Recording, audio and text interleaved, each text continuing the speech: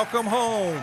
It's Irish Family History with curious news and notes, celebrating our 4th year of this podcast at the Irish Roots Cafe, where every day's a holiday and there's always room for one more. One of 6 broadcast series from the head school at irishroots.com. I'm Mike OLaughlin, your host, publisher of rare Irish books and information on every county in Ireland since 1978. Be sure to read our blog, complete with links to click on from this podcast, and search our master index and books for free. Molly, wet the tea. Katie, bar the door. Sweeney, clear that floor and bring out the Irish dancers. It's time we get this show on the road. Oh, well, and it is show number 179, and this is actually our 6th year of this podcast. And among today's topics at the Irish Roots Cafe for the Irish Genealogical and Irish Family History broadcast, the family name of the day is Horan or Aran, and the Irish book of the month is Names in the Land Records in Ireland. Number 3, Searching for McKenna, Berk, and Kelly. Number 4, Curious News, the Aran Islands Go Orange. What's that all about? Number 5, Video of the Month, Ireland's Cleanest Town. Can you guess which one? Number 6, a curious note, Irish Safari stalks what animal? And number 7, Renata singing an excerpt, and we've also got some notes on Buchanan family pages. So stay tuned. We've got a lot of ground to cover today, don't we? And it's gonna be fun, just like always.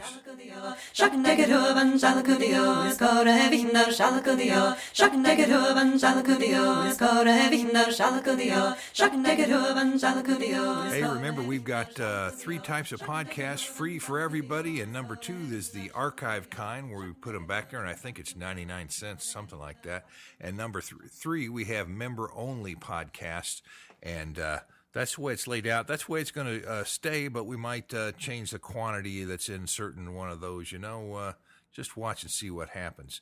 Now, notes for the week. What do we have happening here? Number 1, we've got a note on the Buchanan family from Bill Buchanan, and he wrote and said that he enjoyed the Irish Roots Cafe podcast, and he says, you have the personality to make it entertaining as well as informative. And you asked us if we had websites on Irish families in America. I have one on my Buchanan family that contains genealogy, old stories, some photos, and free ebooks about the family. And he talks about 1847 during the peak of the famine. Andrew and Jane Buchanan and their 8 mostly grown children left Binawuda Townland in Tyrone for Canada. And the ship sank, and Groseal up there in Canada, St. Lawrence Seaway area. It was full. They couldn't get in, so they got rerouted, and there was an immigrant fever, and that caused the problem, and that's part of Groseal's story, I know. And so things were quarantined, and Quebec was overwhelmed, so they were quarantined for 3 weeks at Kingston. And that's just a sample. He's also got the clan DNA and traces it all the way back to O'Cahan in the north of Ireland. And check out his website. I'll post it on the blog.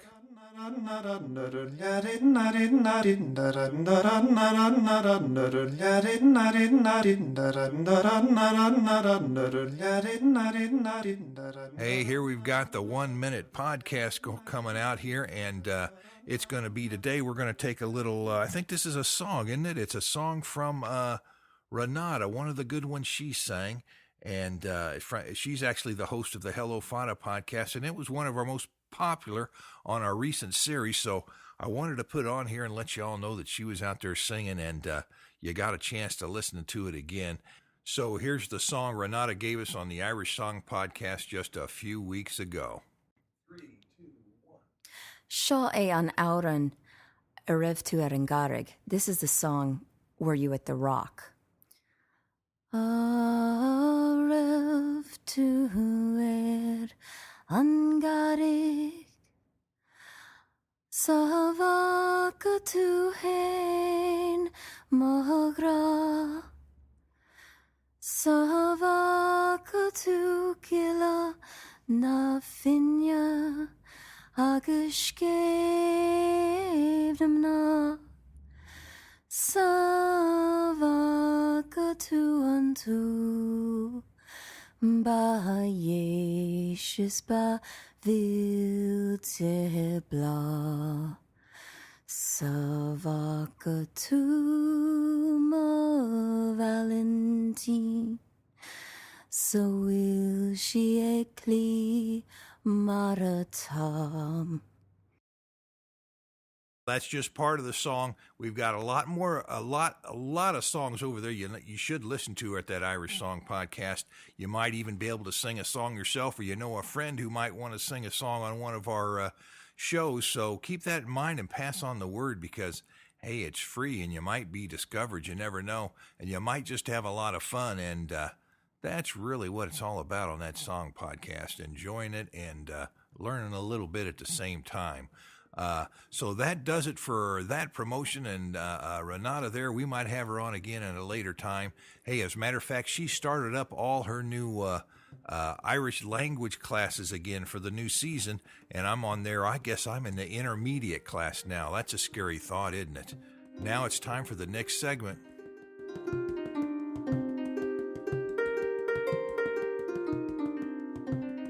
Oh, well, that brings us to the book of the month. We're going to pick Names in the Land Grants, and that's a hardbound gold stamp book that I published several years back. It's part of the Conquest of Ireland series, but it's also published separately in case you just want it. And you might think, what's in it? Well, it gives the land grants that were made to the English and to the Scottish and to the servitors and to the native Irish. And they're all complete with names. And, of course, they call those grants given to those English and Scottish undertakers because they undertook to settle the land, so to speak. So if you see the name Undertaker, don't turn away immediately and think it's a gruesome statement. It's someone who undertook an adventure, so to speak, in this case. And it gives the names of specific persons and specific locations in the land grants. And that's of great interest to family history researchers. You know that. And it's something you might find in a book that you didn't expect to find. And it also, the footnotes tell you about some of the daily lifestyles and some of the things were going on at that time in Ireland. And they're all of different lengths, so it could be very interesting, or it could just be something passing. Like said, here's a grant to Neil O'Quinn, gentleman, Ballyneelachi, one ballybow containing 60 acres, rent 13 shillings. Or you might find some name changes, like the name Smellholm on the land record in this book also tells us that it's found as Smailholm in Scotland and as Smeththorne in another inquisition in 1629. All the same family name. And hey, take the name of Cook, Cooke. That was an alias of Gray for one settler family. So if you're looking for Gray, it might be Cook. If you're looking for Cook, it might be Gray, at least in this instance. And the name Calefield, which was, of course, also found as Caulfield.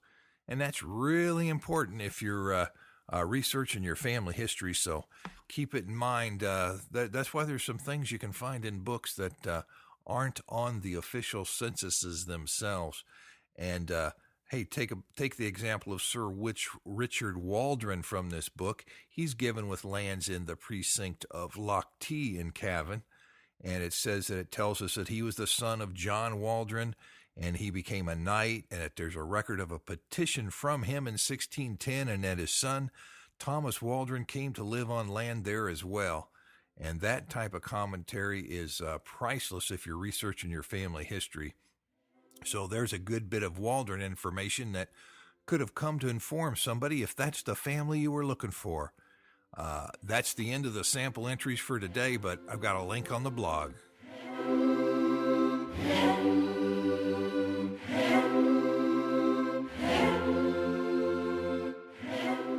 We're coming up now to the Magnificent Seven, and we're also later on going to hear about how and why the Aran Islands are going orange, a shock to many.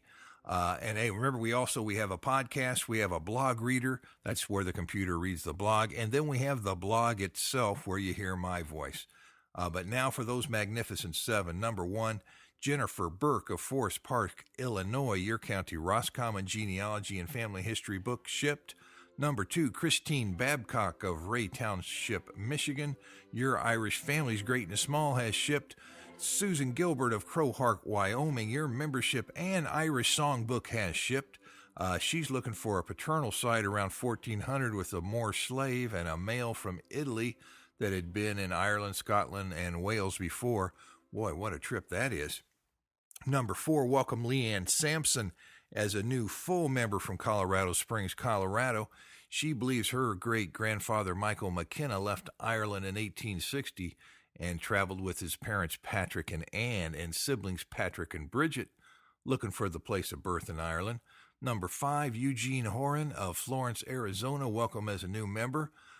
Eugene is working on a historical novel on his family from Mayo, New York, and more. Number 6, Philip Kelly of Geelong, Victoria, Australia. Your County Tipperary, Ireland. Genealogy and Family History Notes has shipped. Let me see here. What else do we... number 7, Jean Poliot of Quebec, Canada. Your County Sligo book has shipped. And remember, we've got an online search list on our webpage, and we should be updating that pretty soon here. Thank you to all our members. Without you, it wouldn't be possible.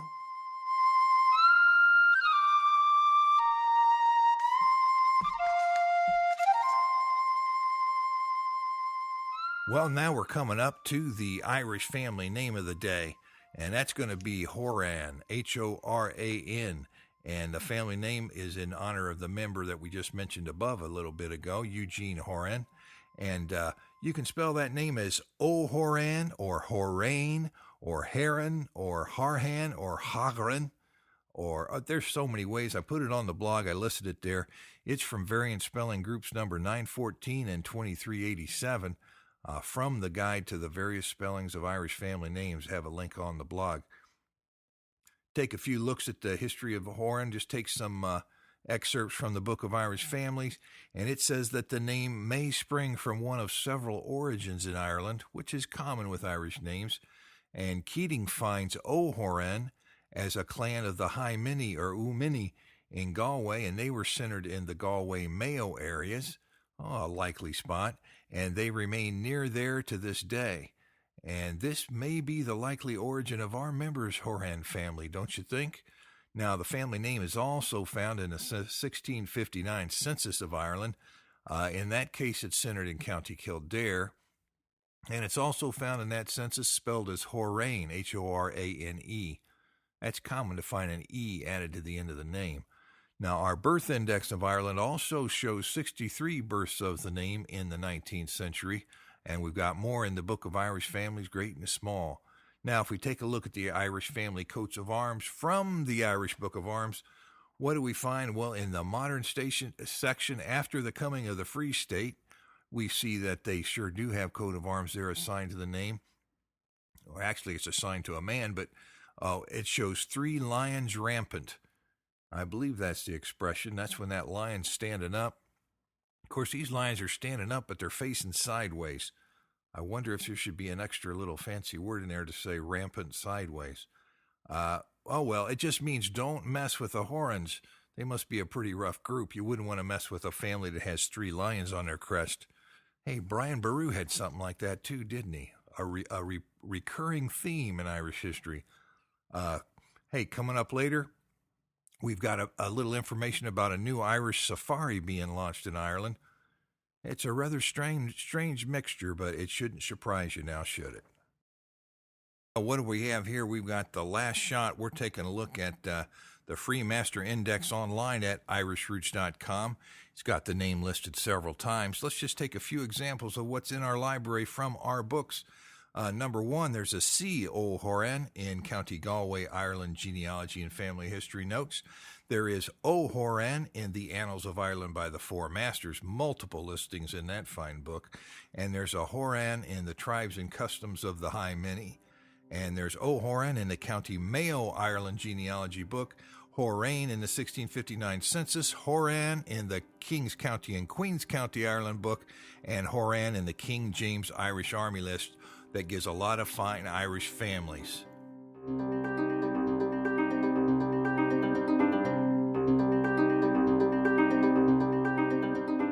Oh, let let me see. Now it's time for a few of the sources that we were talking about. We listed the names, and I remember we've got that free index to look up sources for your name at irishroots.com. You go to the little search box and you type in your name. Like if you were searching for Horan, you'd just type in Horan, and you'd leave off an O if there was an O in front of it, because we search for the basic name without that O or Mac before it. That way it gives you all the possibilities. And that's important no matter what you're doing if you're looking for any of those old Irish names, because an O can be added or taken off.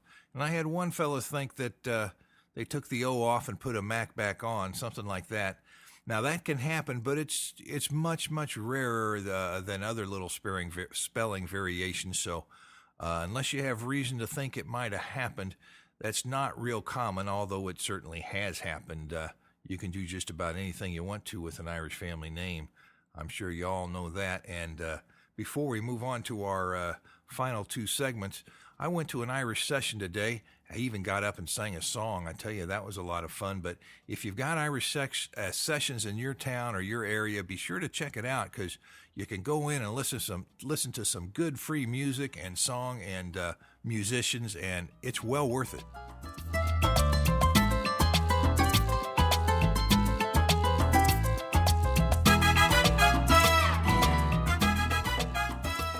That means it's Around the World in Irish Ways, the web pages or the videos of the month. Number one, we've got a flute solo by noted Irish musician Peter Horan. Oh, that's the name of the day. Isn't that a coincidence? And that's a video on YouTube. Got a link on the blog. Number two, Achill Island in Westport County, Mayo video. And that's set to music. You might enjoy that. And, of course, Mayo is where some of those Horans came from. Number three, a squirrel attack. That's to the sound of a tin whistle and a fiddle at times, I think. And there's also a bit of an improvised Irish accent. And I want to know how 2 million people have watched that one on YouTube. That's pretty amazing. But you got a link on the blog to that and more in a little bit. Number four, a spin around Cavan Town. And we've got a reason for that, too, that I'll tell you in a little bit about their award. And that's another YouTube video that we have a link to on the blog. And remember, you can see our video shorts, and I'm just getting ready to put out a whole new series of videos. I don't know if I'm going to make them all member videos or put them in video for everybody. It's hard to figure that sort of thing out. You get a business plan together. But we're going to find out real soon. Now, coming up next, we got some curious news and notes from Ireland today. There's all kinds of things going on, and I could go on forever, but what have I got here? About 20 seconds to kill? Oh, just about that. But like I said, those Irish sessions, you've got Irish musicians that sit around and they play for free while you have a pint or you have a little bite of dinner. So ask around to somebody in the know, especially if your town has got an Irish active community. Now we're next up.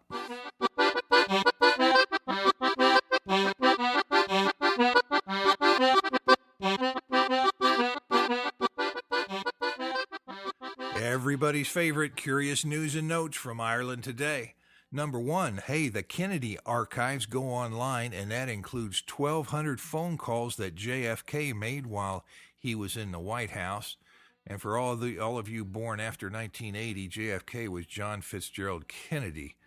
I got a link on the blog to that, but there's all kinds of interesting things on those archives, and they're all online. So if you've got a historical interest, check that out.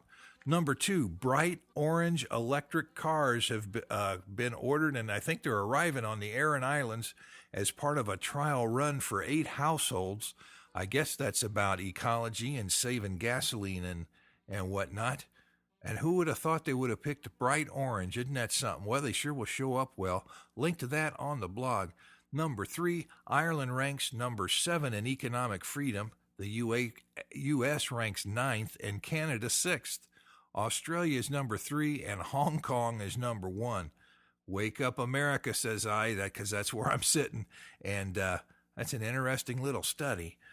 Number 4, now here's another study. Early Irish who came to the U.S. were amazing savers, and that's based upon the records of the Immigrant Savings Bank in New York. And that was founded in about the 1850s. And they've got some names in there. It's not a gigantic database, but it sure is enough to do some research. And they've got a lot of records in New York and on the Irish, But if you're interested in learning about that study, check it out. I got a link on the blog. It was in the irishtimes.com. Number 5, the cleanest towns in Ireland. Carlow Town tops the list, followed by Trim, County Meath, then Longford, then Wexford, and then Drogheda. And Cork and Dublin were the worst, they say. Of course, they're some of the biggest, so it's harder to clean up your litter when you're the biggest. I think that's true. But anyway, it's a warning for those not throwing away their trash. I think there'll be some national campaigns on that pretty soon. And number 6, back to the squirrels. The red squirrels are now being hunted in the glens of Antrim, County Antrim, in Ireland, and it's called the Red Squirrel Safari. Well, I could have a gray squirrel safari right in my backyard, no problem. I just wonder if it'd be a tourist attraction or not. But they're using that. They're saying that tourists are always looking for naturalist type of things to do, and they're going to have red squirrel safaris over there in the glens of Antrim. So if you're looking for something to do and you don't mind spending a couple $1,000s, you can go see some red squirrels in the glens of Antrim. And by the way, I know some friends here, some of the dancing Irish girls are going to go to Ireland. They've been looking up airfares for next fall, and they're saying, my gosh, it's like $1,500 for per person for a round trip, like out of Boston, something like this. Could that be true? You'd think it'd be a little bit less in these hard times. Maybe it'll change, but I'm going to have to do some research on that and see what the real deal is. But that ends the notes for today. That's all for today, folks. Joseph, warm up those pipes. Remember, we have a broadcast series on Irish song and recitation, on local history of the Irish in America, and on 2,000 years of Irish history, as well as on the counties, and something special coming up on Irish language, I hope. We've got all that and more at our head school at irishroots.com. And we've been known to appear, exhibit, teach, and even sing for your special events. Be sure to book in advance if it's important, and write me at my American address at Irish Roots Cafe, Box 7575, Kansas City, Missouri, 64116. Leave a message by phone at 816-256-3360. Reach me on my webpage at irishroots.com. Skype me at the Irish Roots Cafe. Get me on MySpace, Facebook, Twitter, and Irish Central. Members foot the bill, so they get first priority, but we're open to all. And by the way, a big thank you to all of our members. And away.